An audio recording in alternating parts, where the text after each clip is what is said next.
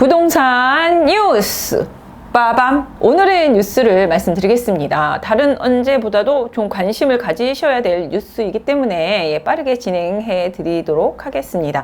요번에 공급대책 25번째가 나왔다라는 것 때문에 좀 더 우리가 관심을 갖게 됩니다. 지난 문재인 정부는 신년사에서 그동안의 규제 정책이 잘못됐음을 시인하고 대거적인 공급 정책을 내놓겠다라는 얘기를 이미 밝혔기 때문에 이번에 25번째의 공급 대책은 당연히 나올 것이라는 것을 예상했었습니다. 어떤 공급 대책이 나올까에 대한 부분이 어떤 방식으로 나올까가 사실은 주요 관심사였다고 할 수 있겠는데, 대부분 미리 예견을 했었던, 예상을 했었던 여러 가지 내용들하고 크게 다르지는 않았었던 부분이 있어서 조금은 어떤 실효성 문제가 걱정되기도 합니다.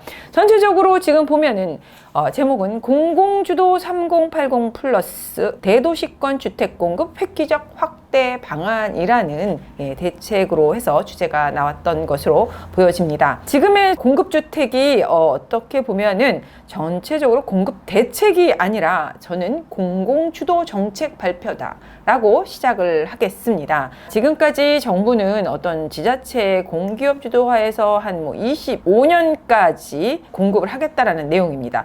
서울은 32만 호, 그리고 전국 83만 호를 주택 부지 추가 공급을 하겠다라는 게 기본 기조 내용인데요.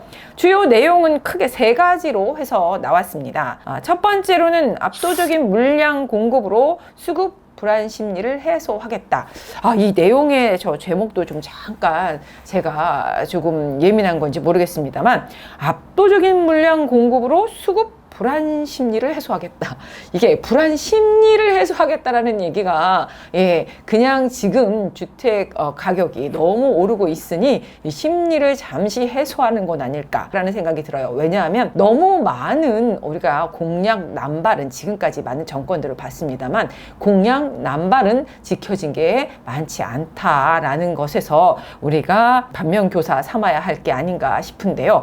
이번에도 그런 것들이 좀 꽤 많이 보이기 때문에 드리는 말씀입니다. 그러니까 57만 호의 도심 내 어떤 신규 사업과 그리고 26만 호의 신규 공공택지가 들어간다라는 것을 명시하게 되어 있습니다. 그리고 기존의 3기 신도시까지 합히면은 3기 신도시가 한 127만 호, 이렇게 했을 때 총 한 200만 호가 됩니다. 그래서 꽤 큰 지금 공급이라고 할 수 있는데, 이게 5년간 또 들어간다. 2025년까지이기 때문에 5년간 들어간다고 할 때는 5년간 이 많은 물량을 쏟아낼 수 있을까라는 생각을 하게 되는데요. 일단 살펴보겠습니다. 특히나 정비사업 기간을 우리가 보통 13년 정도 평균 정비사업 기간이 들어가는데, 이거 5년간 들어가는 거니까 굉장히 빠르게 들어간다는 얘기인데요. 그러려면 얼마나 강압적인 게 들어갈까요? 괜히 13년이 걸리는 게 아니거든요. 어떤 조합원이라든가 그 안에 어떤 거주민들에 대한 많은 의견 마찰들이 있고, 이것을 금방 마음대로 해결하는 것이 아니라 이것을 조율하다 보니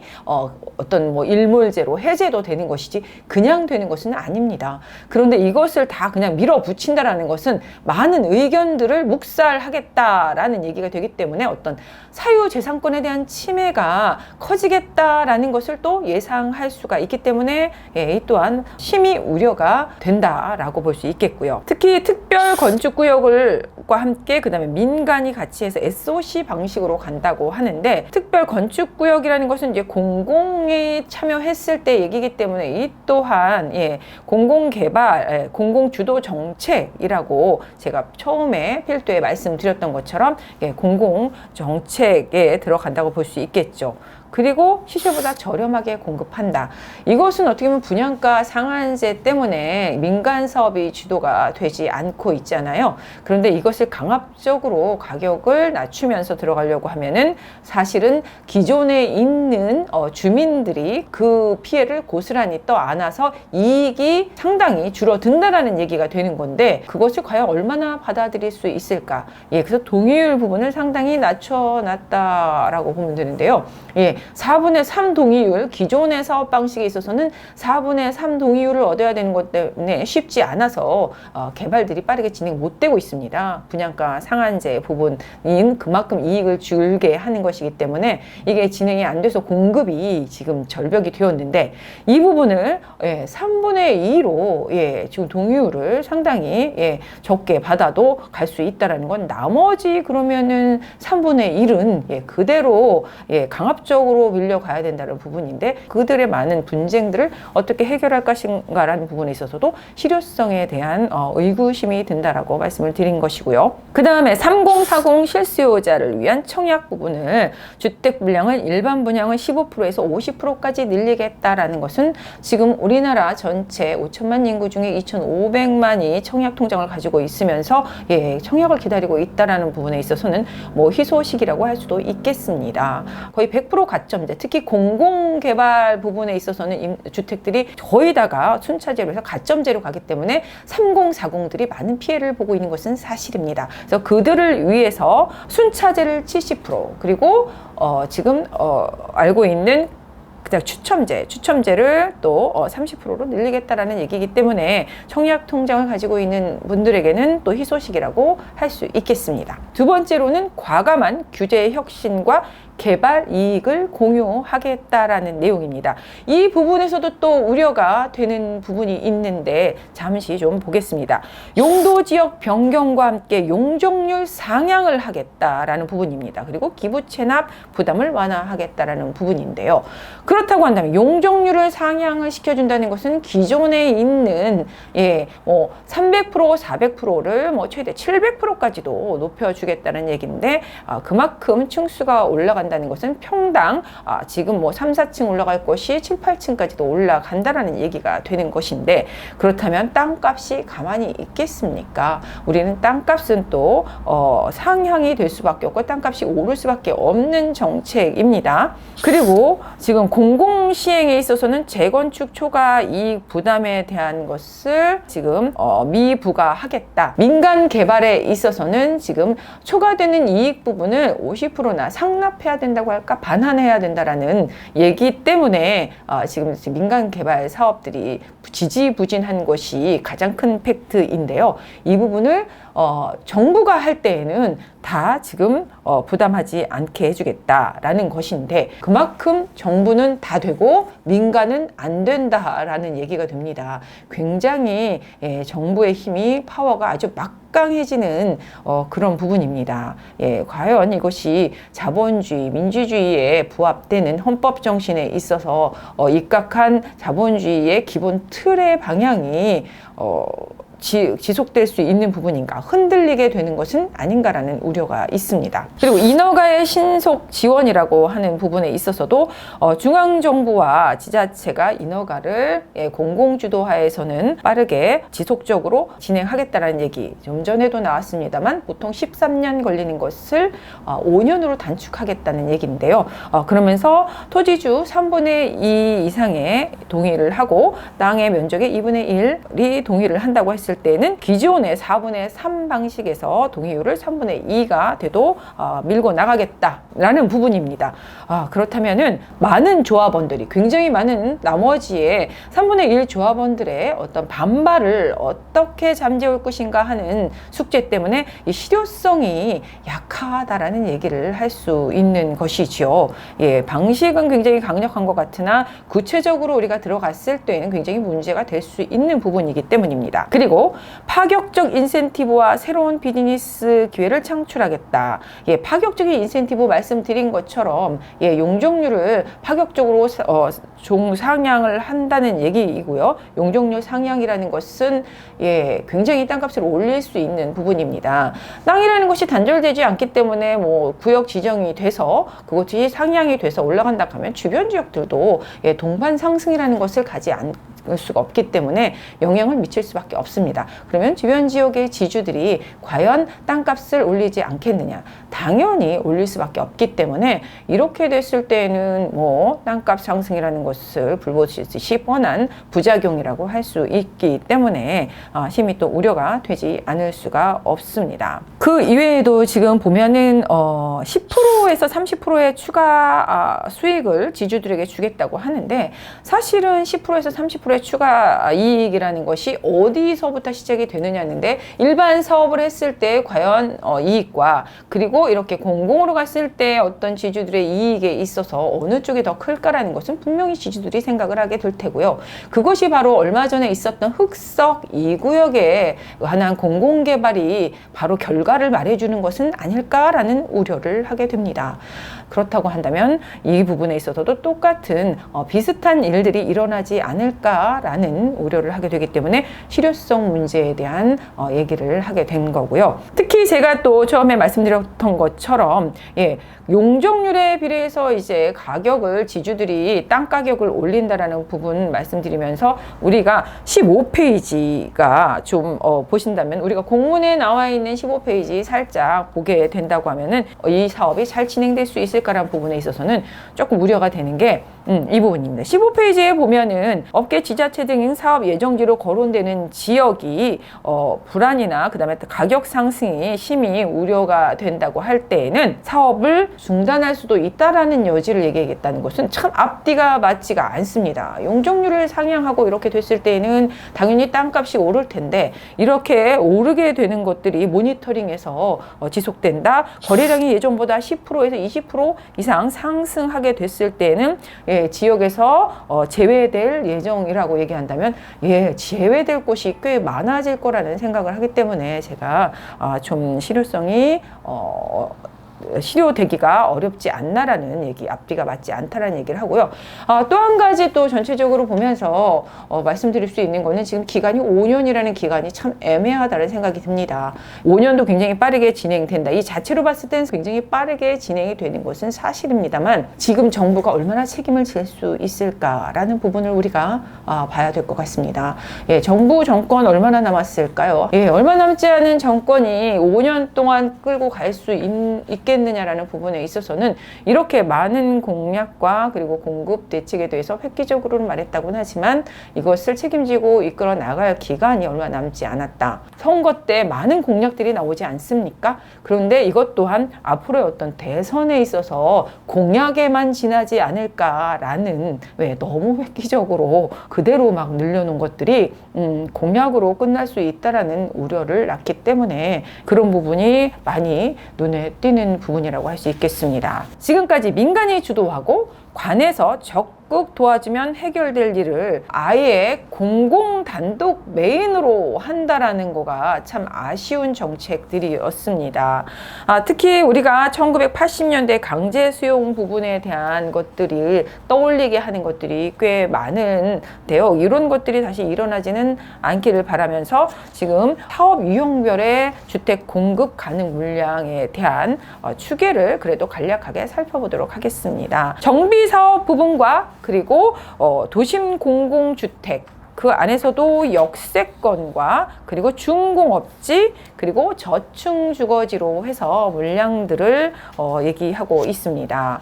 그리고 마지막으로는 소규모 정비사업 부분에 대한 공급 물량을 지금 발표를 했는데요.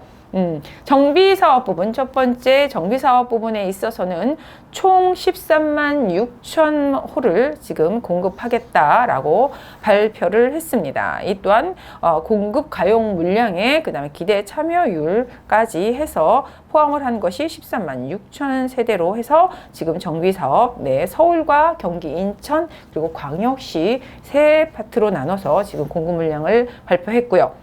그 다음에 도심 공공주택 개발에 있어서는 역세권 부분을 살펴보겠습니다. 지금 역세권 부분은 총 12만 3천 호를 지금 공급하겠다고 했고요. 지금 역세권 일대 개발 물량을 지금 얘기를 했고요. 발표를 했고요. 그 다음에 도심 공공주택 중에 중공업지 부분을 또 눈여겨보셔야 할 텐데요. 특히 중공업지 부분에 있어서는 서울과 그리고 경기, 인천, 광역시 해서 12,000세대를 또 공급하겠다라는 발표를 발표를 했습니다. 총 하면 한 6,000호입니다. 6,000호가 지금 공급이 될 예정이기 때문에 인근 지역들의 또 땅값도 들쑥일 수밖에 없을 것 같습니다. 그리고 도심 공공주택 지역 중에는 저층 주거지가 있습니다. 저층 주거지는 지금 서울과 인천, 경기, 광역시에서 서울이 33,000, 그리고 경기, 인천이 13,000, 그리고 광역이 15,000에서 61,000세대를 또 공급하는 공급 대책을 발표했고요. 그리고 나머지입니다. 소규모 정비 사업인데요. 소규모 정비 사업에 있어서는 또 그 안에서도 또 역세권과 준공업지로 나뉘었습니다. 그래서 역세권이 지금 총 56,000세대가 되고요. 그리고 준공업지가 한 4,000세대에서 총 다 했을 때에는 6만 세대를 공급하겠다라는 물량이고요. 그 다음에 저층 주거지를 봤을 때 지금 11만 총 다 해서 가로주택, 자율주택, 소규모 재건축 이런 자질구레한 주택들까지 다 했을 때는 한 11만 호.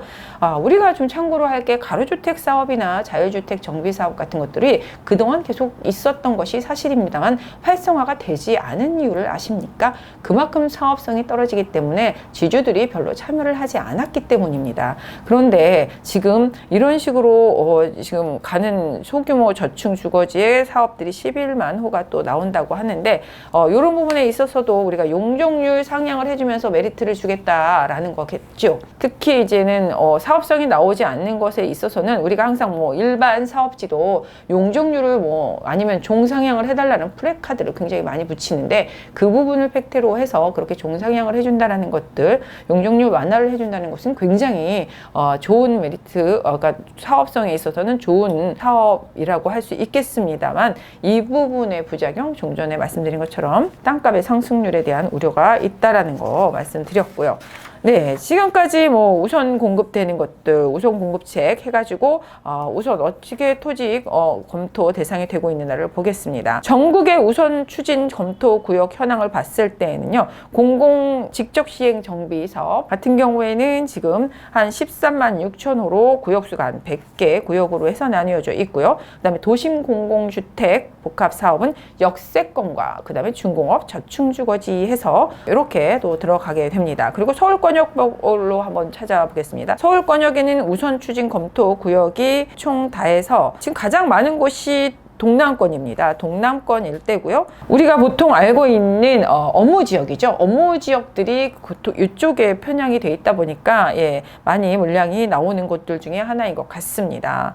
그리고 그다음에 서남권이 24곳, 그 다음에 도심권 해서 나와서 67곳이 지금은 구역 지정이 되어 있고요. 그 다음에 도심 공공주택 개발 역세권이 가장 많습니다. 117만. 그렇지 않아도 어떤 직주 근저 부분에 있어서는 지하철 이동을 하는 것이 중요하기 때문에 역시나 가장 많이 나왔고요. 그래서 그렇지 않아도 시프트 개발이나 이런 것들이 역세권 위주로 갔고, 역세권일 때 또 종상향을 해준다라는 얘기는 이 발표뿐만 아니라 그 전에도 계속 나왔던 거기 때문에 어떻게 보면 예상되었던 것들입니다. 하지만 이제 주변 지역들 그렇게 계속해서 역세권일 때 좀 노후도가 좀 됐다 하는 것들은 많은 또 투자자들이 모일 수 있다라는 우려를 또 할 수 있겠죠. 그리고 준공업지, 그 다음에 저층주거지 해서 준공업지가 17곳, 그 다음에 저층주거지 가 21곳 이렇게 발표가 되었습니다. 그래서 지금까지 간략하게 말을 해보았는데요. 세부적인 것들은 굉장히 복잡하게 많이 나와 있습니다만 우리가 여기서 눈여겨봐야 할 것은 그 전에도 예상을 했던 것들이고 그것이 크게 많이 변하지는 않았습니다. 공공주도하에 했다라는 것 예상했던 것이고요. 그렇게 나올 줄 알았고요. 그 다음에 역세권 일대의 어떤 그 다음에 준공업지나 저층주거지에 대한 용적률을 완화해주는 것들, 그렇게 해서 개발이 들어간다는 것도 이미 얘기를 했던 것들이고 그것들이 다시 반복되는 느낌이 듭니다만 그런 내용들이었습니다. 그래서 획기적인 방안이라기보다는 그동안에 나왔던 것들을 조금 더 자세하게 세분화해서 나왔다라는 것은 있지만 과연 실효성이 있느냐라는 부분에 있어서는 좀 더 구체적인 내용들의 대책이 나오지 않는 한은 우리가 이 공급 대책을 기대하기에는 주택 가격이 오르는 것에 대한 불안감을 조금은 뭐 안정시켜 주거나 어떤 심리적인 안정을 위한 공급 주택이 정책이 아니었나. 그리고 실질적으로는 현실적으로는 주택 가격 가격을 내리기보다는 우리가 토지 가격을 올리게 되는 공급 대책 방안이 아니었나를 우리가 살펴보겠고, 과연 누가 이 정책을 끝까지 밀고 나가면서 책임을 질 수 있느냐라는 것은 기간적인 부분이 애매하다라는 것이죠. 항상 얘기했지만 이미 요게 문재인 정부 초반부터 좀 들어갔다면 지금 좀 마무리가 되어서 책임을 끝까지 질 수 있었던 정책이었습니다만 너무 늦게 발표가 되지 않았나라는 아쉬움이 있습니다. 네, 누가 책임질까요? 마지막으로 마무리를 하겠습니다. 이 공급 대책 획기적입니다. 네, 그런데 과연 끝까지 누가 책임을 지고 갈까요? 차기 서울시장이 어느 분이 될지 모르지만 대부분 공약들이 공급 대책이었습니다. 공공이든 아니면 민간 주도든 공급 대책이었습니다. 그리고 이 정부도 공급 대책을 대표적으로 내놓았습니다만 과연 끝까지 밀고 갈 수 있는 책임 있는 정책인가, 그리고 누가 책임질 것인가를 한번 주시해서 볼 필요가 있습니다.